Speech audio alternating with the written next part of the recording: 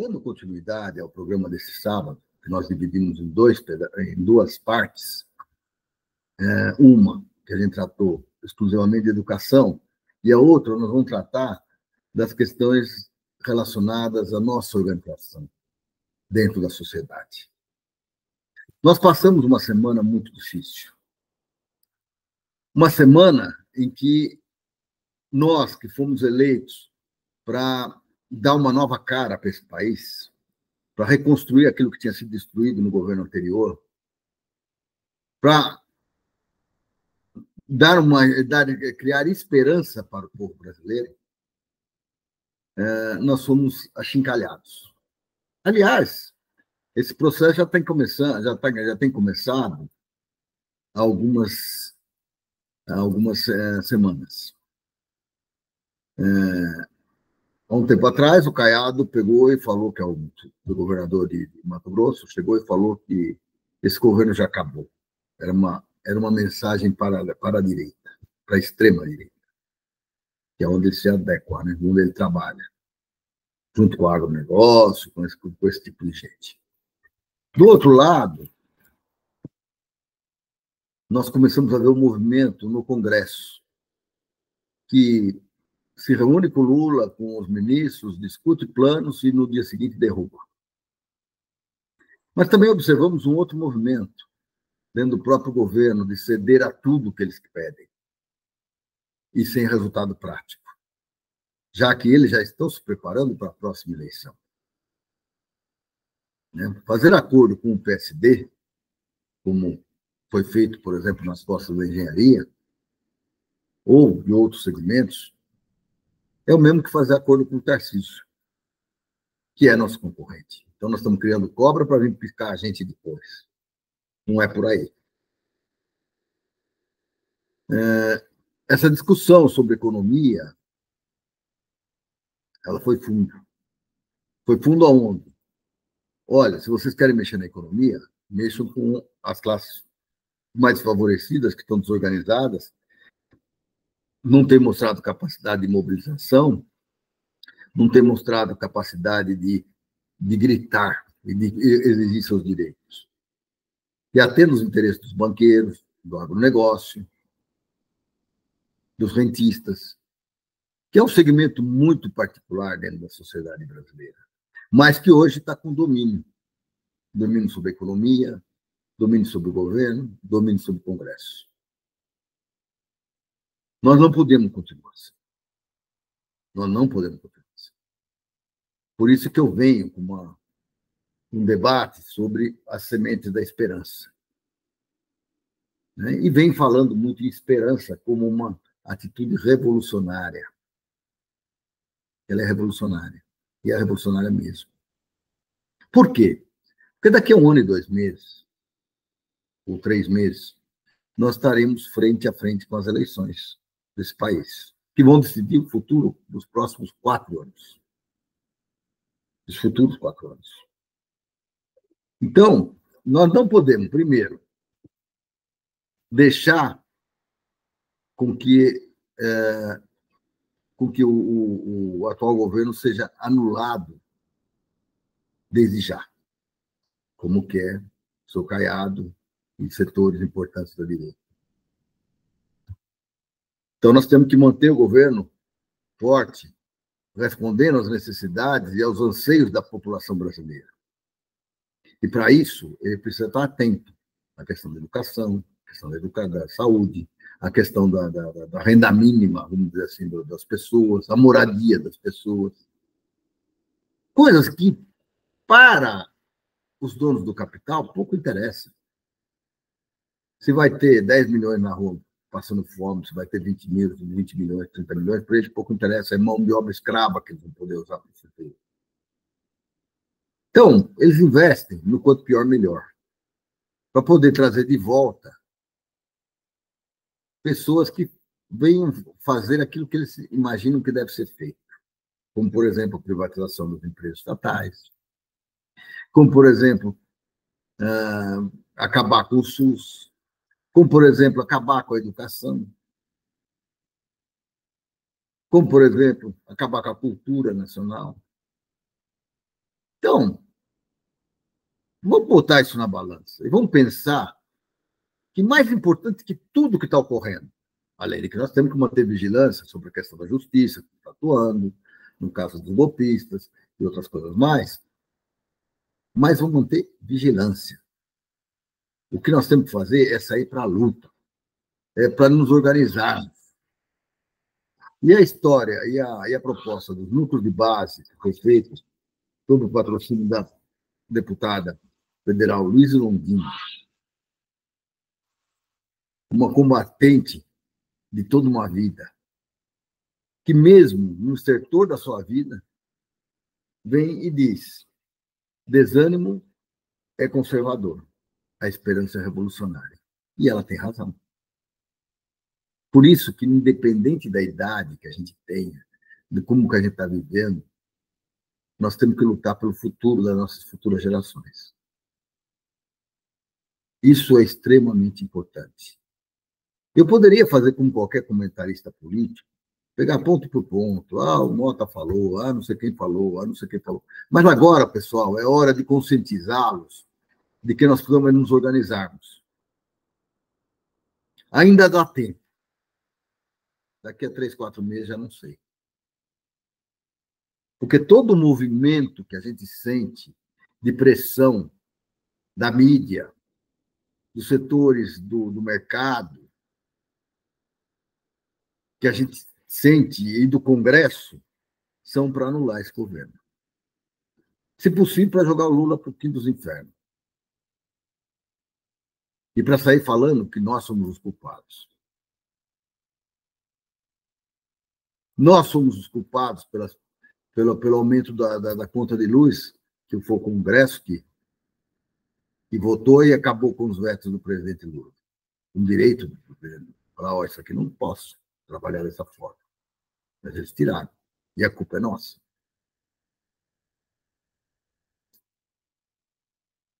Não é possível que eu não consiga fazer uma distribuição mais igualitária, mais justa dos tributos nessa nação. Deixe de penalizar os pobres, os mais pobres, e passe a penalizar os mais ricos. Só porque eles não querem e eles têm máquina na mão. Até quando nós vamos suportar isso?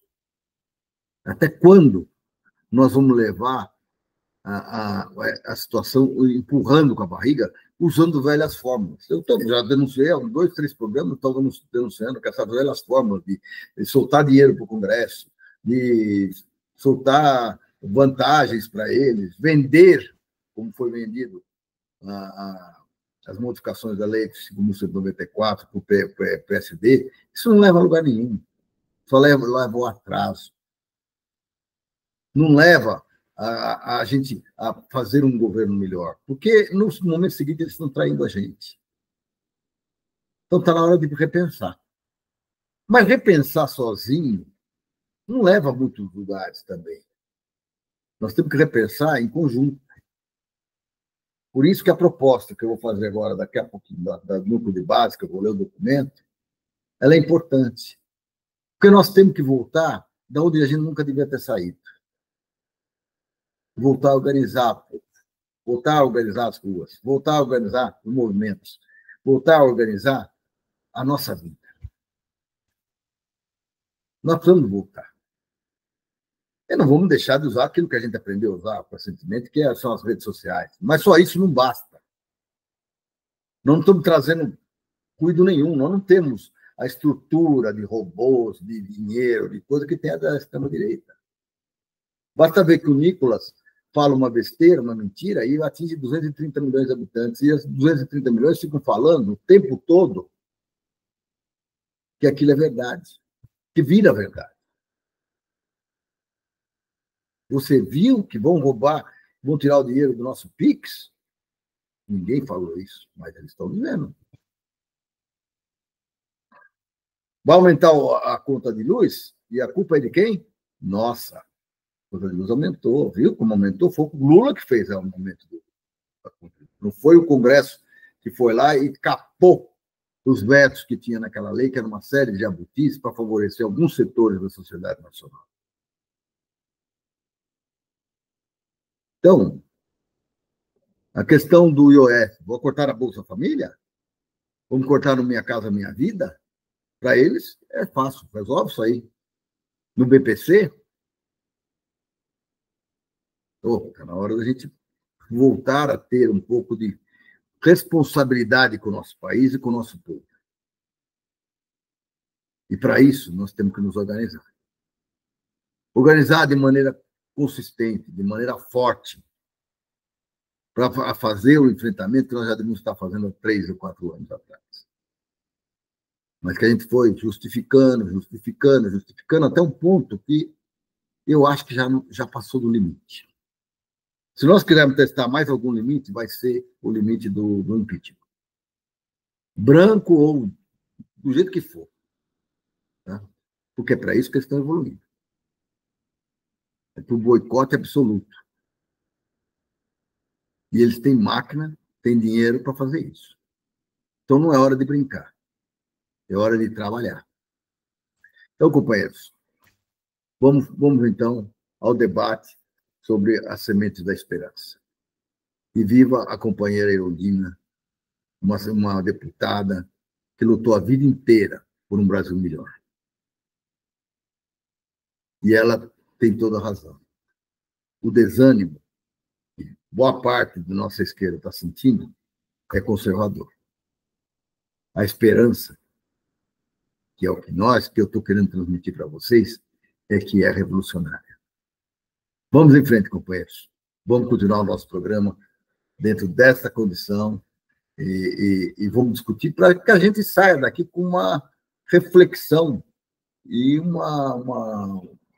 um pensamento de que nós podemos fazer mais.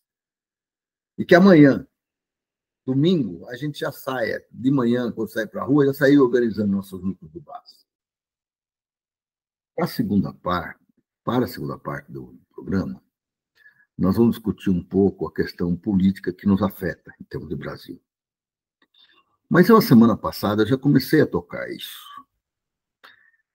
E eu tenho dito e trazido para cá, para vocês, uma visão de que, na minha opinião, mais importante do que a gente, nós que temos alguma responsabilidade com o futuro desse país, e que estamos apoiando, lógico que estamos apoiando, os processos contra os golpistas, muito mais importante do que a gente ficar babando ovo nos debates deles, discutindo o que eles estão falando ou não. Eles têm que ir para a cadeia, para nós não tem outra saída.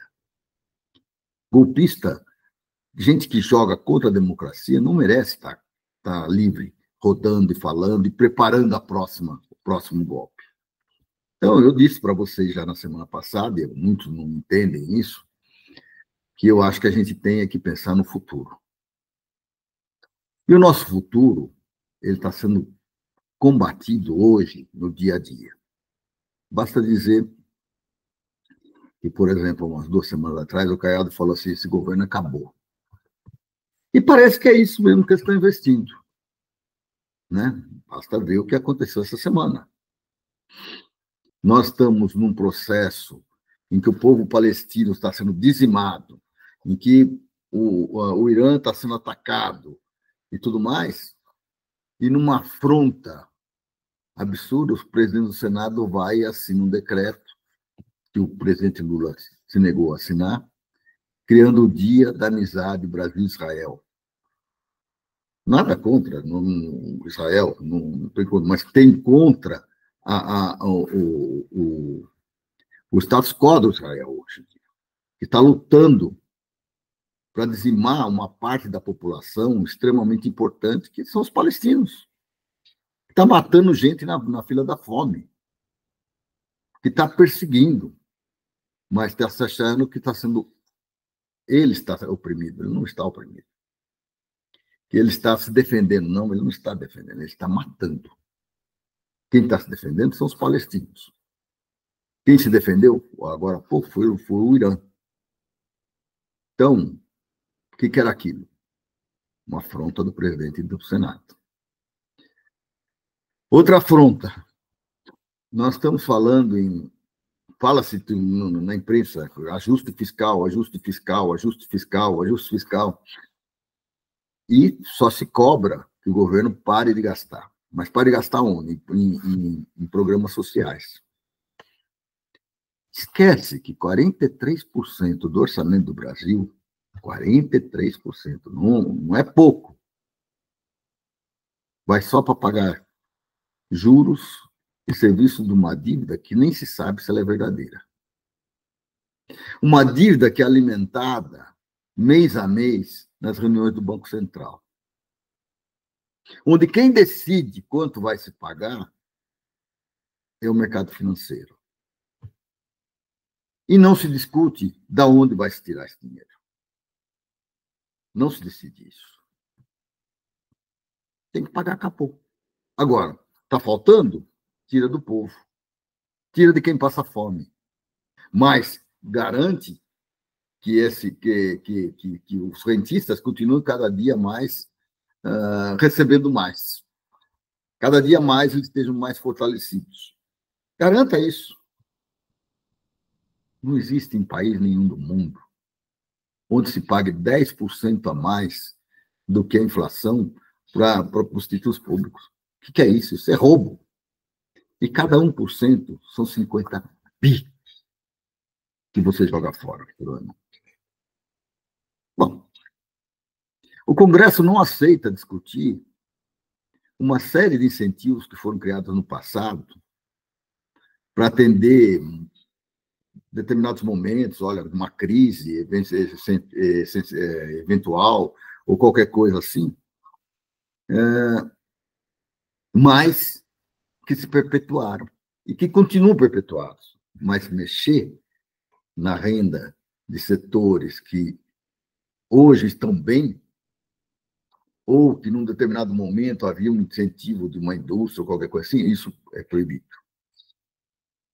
Isso é proibido. Deixa do jeito que estão.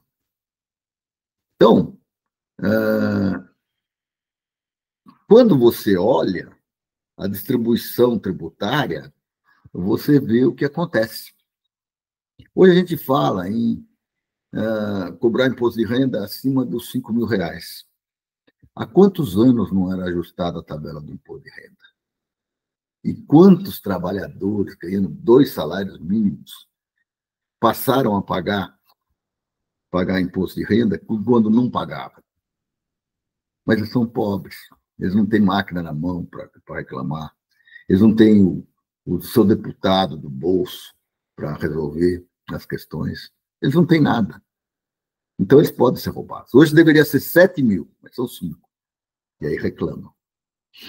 Agora, quando o governo diz que vai cobrar um IOF a mais para trazer dinheiro para aumentar a arrecadação, ou que vai aumentar o imposto do pessoal mais rico, aquele pessoal que anda de jatinho, que anda de iate, que anda de uma série de outras coisas, que esbanja, e vira uma revolta nacional.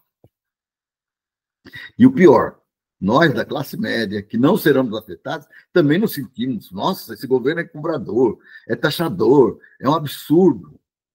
Nós nos sentimos parte de uma coisa que não nos cabe. Quando nós devíamos estar exigindo, era muito mais escola, muito mais educação, muito mais saúde, muito mais para todos, inclusive para nós.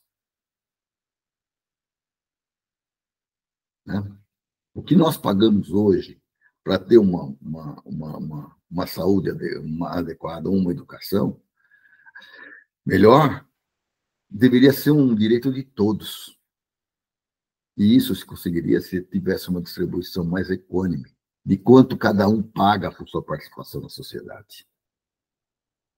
Então, hoje, tem gente que vive muito bem nesse país, são os rentistas.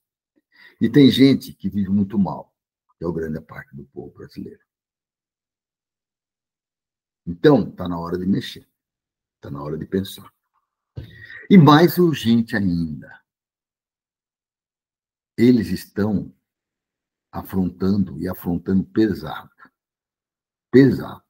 Nesta semana mesmo, eles suprimiram uma proposta do governo de cobrar a mais do IOF. E outras eles vão fazer. Porque existe esse embate. Esse embate que parece assim, já começa a ter um cheiro de querer fazer um impeachment sem fazer impeachment. Tá? Ou seja, nós mandamos, nós controlamos o orçamento, o Congresso faz isso, né? O Congresso controla o orçamento, e as emendas deles são intocáveis.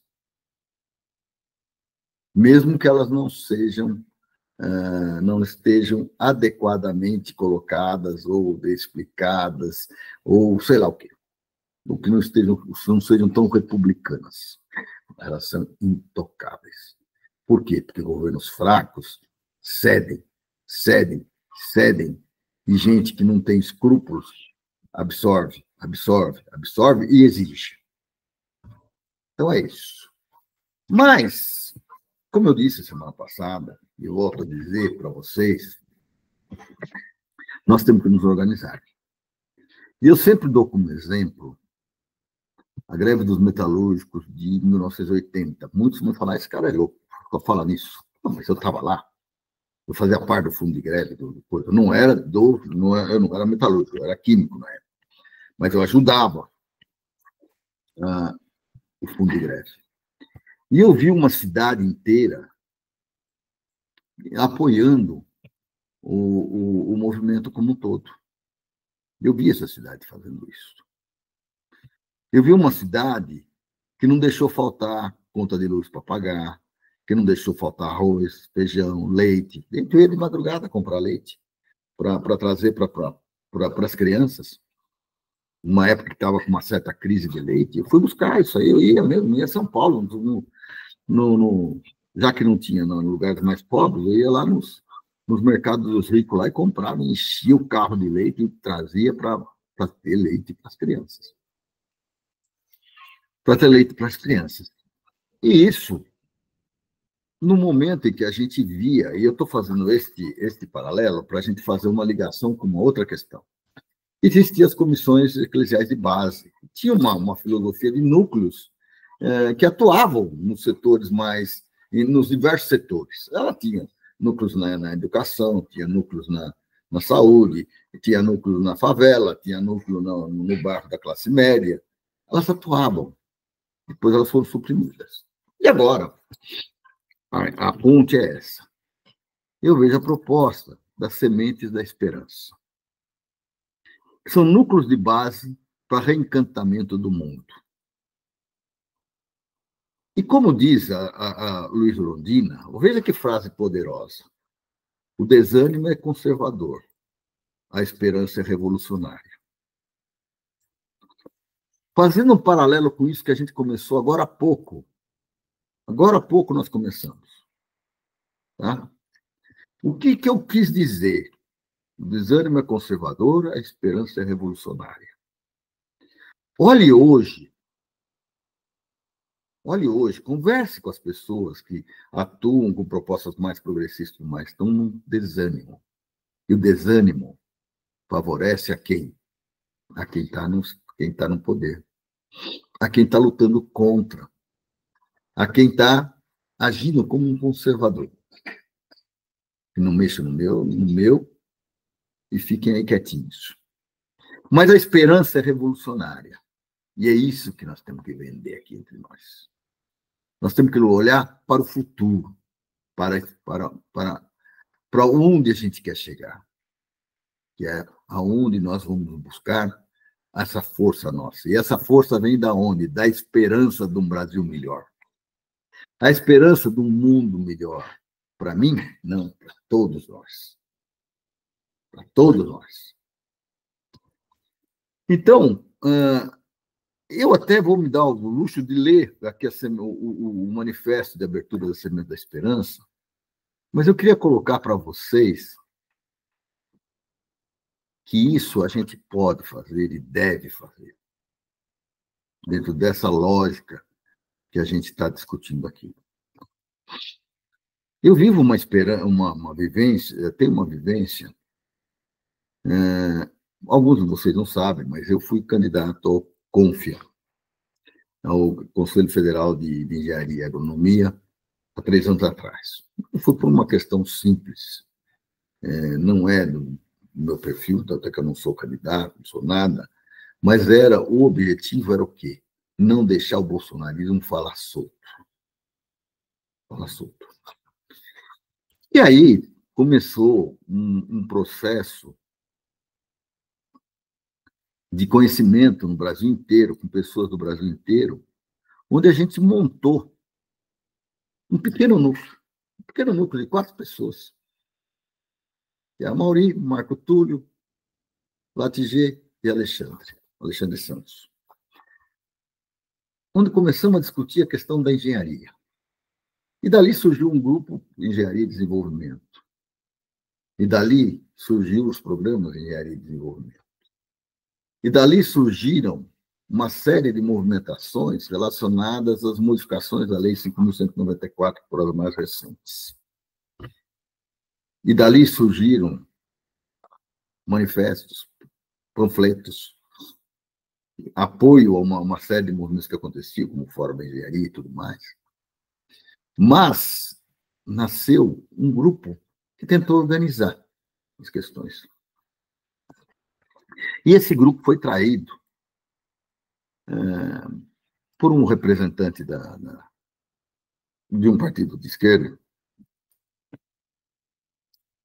que se comprometeu a defender a engenharia nacional, que acredita que a engenharia nacional ela tem relacionamento com o desenvolvimento do país, com a formação de um país mais sólido, mais democrático, mais socialmente justo, mais igualitário. A gente acredita nisso.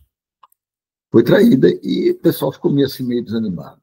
Não é questão de desanimar. Nós perdemos uma. Mas nós temos a grande esperança. Qual que é a grande esperança? A grande esperança é desenvolver um país e um mundo muito mais justo, muito mais igualitário. E um país soberano. E onde nós, com a nossa vivência, a nossa experiência, podemos contribuir. E não só nós, porque um país não se constrói só baseado numa profissão, num pessoal que acredita em alguma coisa, ou numa religião, uma coisa ou noutra. Ele se constrói da soma de todos. Tá? Nós não podemos ter essa visão distorcida. Então, é interessante que a primeira frase desse manifesto diz o seguinte: que o desânimo ronda como um cão sem dono, mas a esperança, essa sim, é revolucionária e sempre brota como semente. Então, nós não vamos ficar de cabeça baixa porque fomos traídos. Nós estamos nos organizando para a próxima. E sempre faremos na próxima. E essa é uma história de vida. É a minha vida, desde estudante lá atrás, lutando contra a ditadura militar, até hoje. E é a vida de cada um de nós que está assistindo a esse programa. Então, nós não precisamos de sementes dormentes, que, aliás, é um grande problema que nós temos hoje no setor progressista. Pessoas que hoje estão lá no terminal, que estão no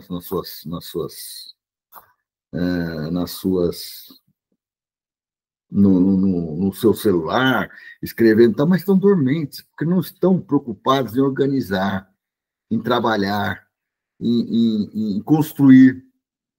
Mas estão aí, passou uma notícia ali, saiu na Folha de São Paulo, passa para os caras do Estadão passa para da Folha, mas como movimento não existe essa coordenação. Então, nós precisamos de sementes teimosas, que costuram a vida como quem tece um tapete de flores, um manto de cores que há de cobrir um mundo de esperança. Não é bonito? Esse momento há de vir. Está brotando e já avistamos no horizonte. Nossas sementes são aquelas que não se rendem. Sementes que querem revolucionar a sociedade para todo mundo. Para brotar, sonhar é o primeiro ato. Para brotar, sonhar é o primeiro ato de transformação. Por isso espalhamos as sementes da esperança. Este é o nome do movimento, Sementes da Esperança. E como é que se faz isso? Se faz isso construindo núcleos de base, como o meu, do Marco Túlio, do Latiger e do Alexandre. E outros que se construirão em cada setor. Hoje, na entrevista que nós tivemos aí, da Lígia, a Lígia fala em núcleos, mas precisamos organizar esses núcleos, Lígia. Precisamos estar juntos, né? E para que nós queremos fazer isso? Interessa que todos nós estejamos na mesma live. Não interessa se eu acredito em A, em B ou C, e ele acredita em D, E, F, sei lá. Não acredito. Mas o importante é que todos nós tenhamos um objetivo comum, que é a construção do novo país. Nós não queremos poder, semeamos potência. Nós não queremos poder, nós semeamos potência. Essa força que só aumenta quando compartilhada. Pela potência que brota do chão, iremos transformar o Brasil e o mundo. Essa é a nossa esperança. Está muito bem escrito isso nesse documento. Uma rede de núcleos de base autônomos, auto-organizados, multipartidários e plurais para amparar nossos sonhos. Uma imensa plantação para todas as pessoas que carregam desejo de justiça, compromisso com a vida e a vontade de transformar a sociedade. Não importa a filiação partidária, religião, a trajetória, importa o compromisso com a dignidade humana e a emancipação social. Vejam que força que tem essa frase. O que nós vamos construir é isso, uma rede de núcleos de base. E não importa, e reflito, qual é a filiação partidária, qual é a religião, qual é a trajetória, importa o compromisso com a dignidade humana e a emancipação social. Isso é que interessa para nós. Núcleos de base na quantidade que for possível. Não importa o número, importa o laço, os encontros reais. Assim serão os núcleos a surgir. É isso que é importante.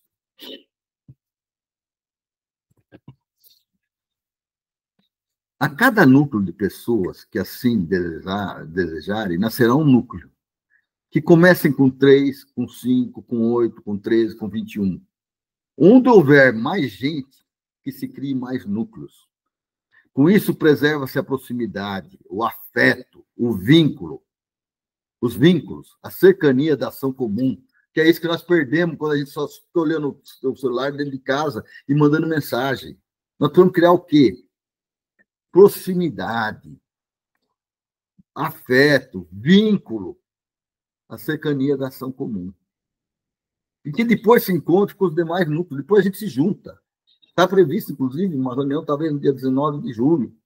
Vamos lá levar os primeiros núcleos, mesmo sem grandes experiências. Vamos nos organizar. Importante e necessário é ser presencial.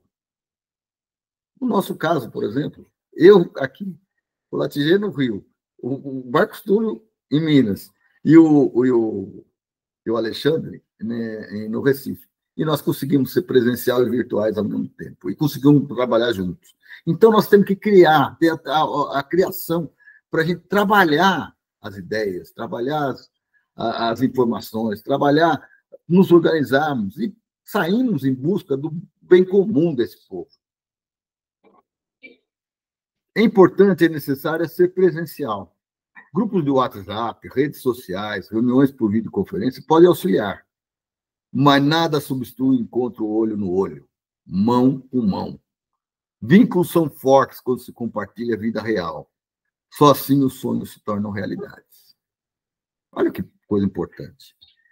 Cada núcleo decide suas pautas, suas ações e suas prioridades. Aqui estamos discutindo como funcionam os núcleos. E eu faço questão de ler isso para que vocês parem e pensem no grupo que vocês podem formar, o que vocês podem discutir. Existem vários grupos que participam em vários setores. Eu mesmo participo de muitos. Eu participo do Geração 68, eu participo da Engenharia pela Democracia, eu participo do Arte Agora, e participo deste grupo que eu coloquei para vocês, que é um grupo que pensa, que age, que escreve e que se coloca. E tem outras formas de se trabalhar. Cada núcleo decide suas pautas, suas ações, suas prioridades. Pode ser a criação de horta urbana, luta por moradia digna, comércio de vizinhança, defesa da educação e participação em conselhos escolares, economia solidária, bancos comunitários, comércio justo, luta na fábrica, nos locais de trabalho, participação em conselhos locais, pontos de cultura, escolas. O imperioso é estar onde a vida pulsa, onde o chão sustenta passos e sonhos. Isso aqui é novidade para nós? Não, não é. Não é novidade. Existe o núcleo de base que eu já coloquei da igreja. Existiam as bases dos partidos de esquerda que atuavam dessa maneira, segundo os interesses comuns, e se organizando e trabalhando, e todo mundo na luta. É a recriação daquilo que nós sabemos fazer e que nós temos capacidade e força para fazer.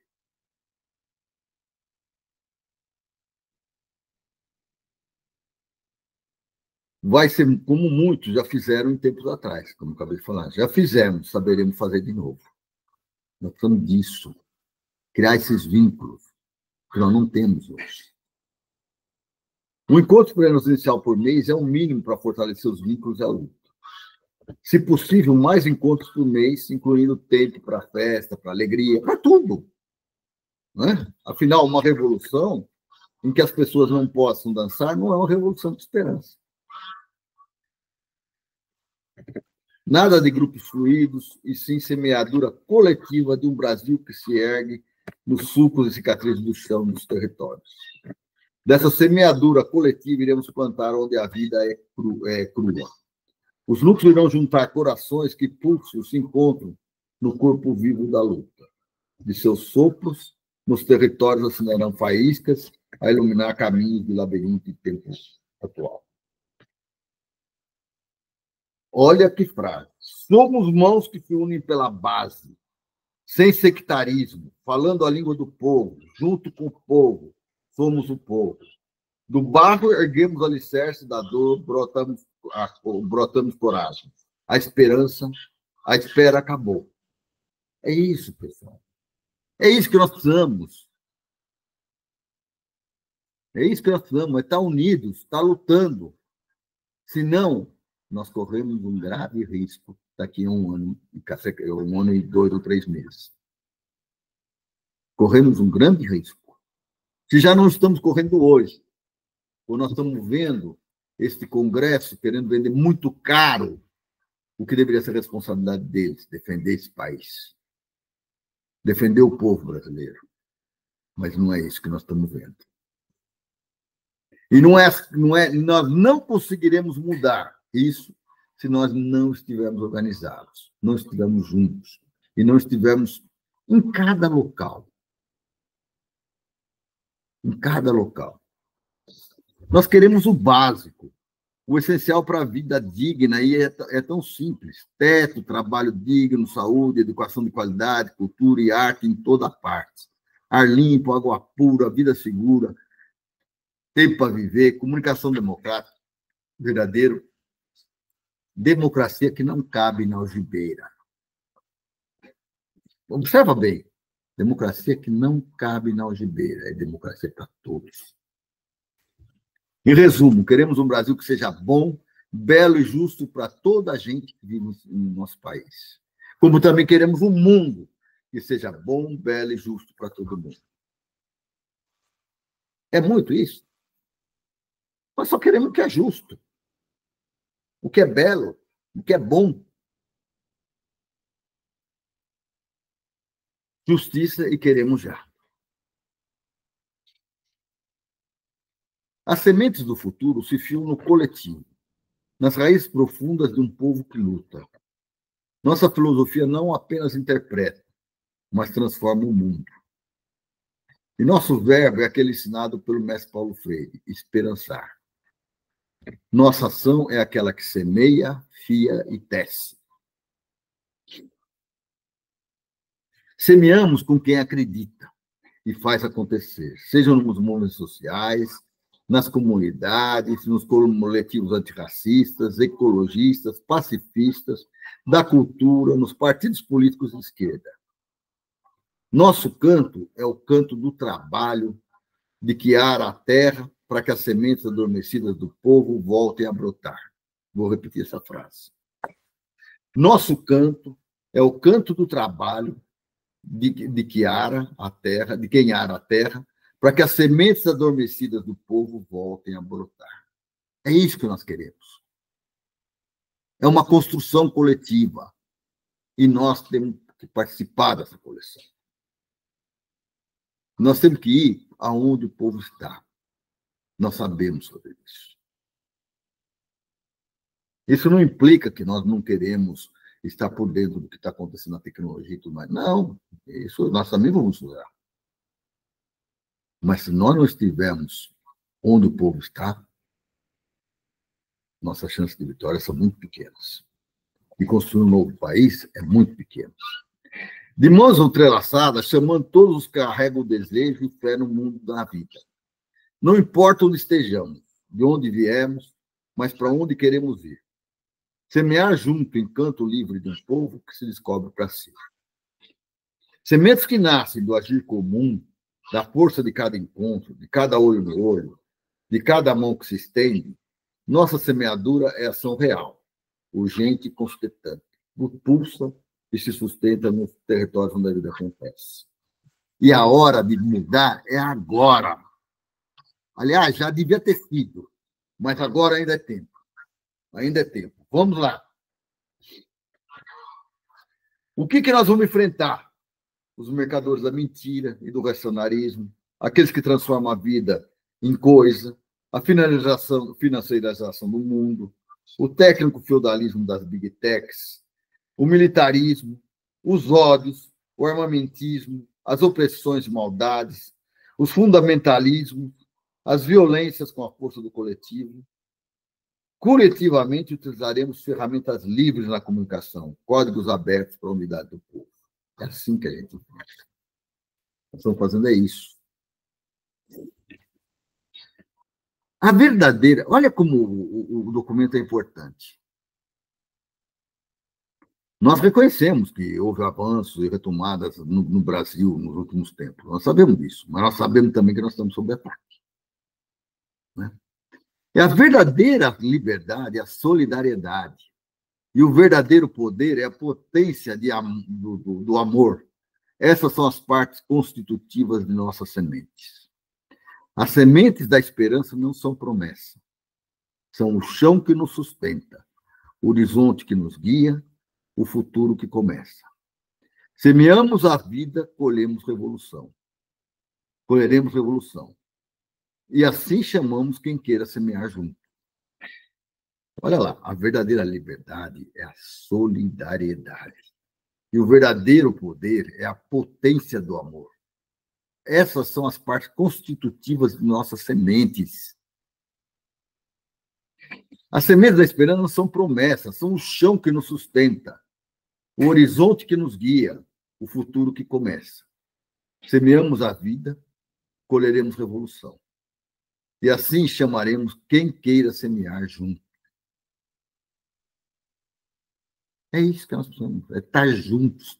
E vamos semear juntos. Queremos um Brasil onde o pão, a terra, o trabalho digno sejam direitos de todos, sem exceção. Queremos um país onde a dignidade humana seja a única medida de progresso. Observou? Queremos um país onde a dignidade humana seja a única medida de progresso. Queremos um mundo onde as vozes do povo não sejam abafadas pela ganância, pela exploração e pela violência estrutural. Olhem ao redor. O que está acontecendo é isso. Nós queremos um mundo onde as vozes do povo não sejam abafadas pela ganância, pela exploração e pela violência estrutural. O que nós estamos vendo hoje, nesse embate Congresso-governo que solta dinheiro, que solta verba, que solta isso, solta aquilo, e nunca está satisfeito e cada vez pior? É isso aqui. O mundo onde as vozes do povo não sejam abafadas pela ganância, pela exploração e pela violência estrutural. Que nossas mãos, que nossos corpos, que nossos corações se unam na construção de um novo mundo, a começar pelo Brasil. Não basta esperar, é preciso fazer. Não basta esperar, é preciso fazer. Aliás, tem uma série de música do Gerardo André que dizia: quem sabe faz a hora, não espera acontecer. Tem um amigo meu que costuma criticar isso. Não existe frase mais correta que essa. Nós temos que aprender a fazer juntos e fazer a hora. Tá? Nós precisamos fazer. Baseados no quê? Na nossa esperança. No nosso sonho de um país mais livre, mais solidário, mais forte, mais soberano, mais o que vocês quiserem. Mas que não seja um país vinculado ao rentismo, ao neoliberalismo, e que esteja toda hora, que esteja nos sugar toda a nossa capacidade e a nossa força para nos transformar num país atrasado, sem condições de lutar pelo futuro da sua gente. Então, pessoal, vamos semear esse futuro. Vamos tecer juntos a justiça, a igualdade, a liberdade, a fraternidade e o respeito. E a cada semente avaliza a beleza de um país novo, que os núcleos de base se espalhem, que os encontros se multipliquem, que as vozes se unam e a experiência que hoje se apresenta como um convite transforme a nossa força coletiva. Semeadores e semeadoras, tecelãs e tecelões, unidos. É isso que nós vamos fazer.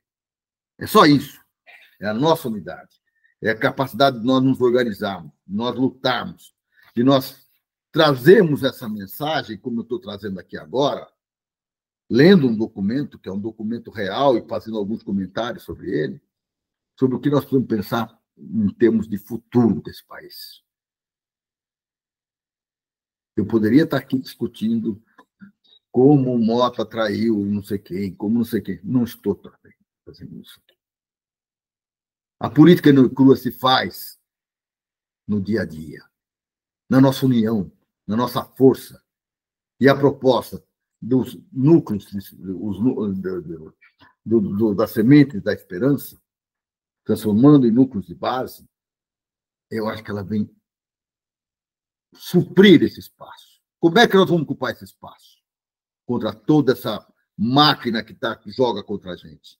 É nos unindo e nos fortalecendo. E como disse, vou repetir de novo para terminar, a Luísa Londrina: o desânimo é conservador, a esperança é revolucionária. E é isso que nós temos que ir atrás. Pessoal, espero que vocês tenham gostado do programa de hoje. Foi um pouco longo, mas tinham coisas que a gente não poderia deixar de tratar. Principalmente nesse momento que nós estamos vivendo um grande ataque. Um ataque da direita muito forte. E não é motivo para a gente baixar a cabeça. É motivo para a gente praticar a esperança, porque ela é revolucionária. Tchau para vocês. Um grande abraço a todos.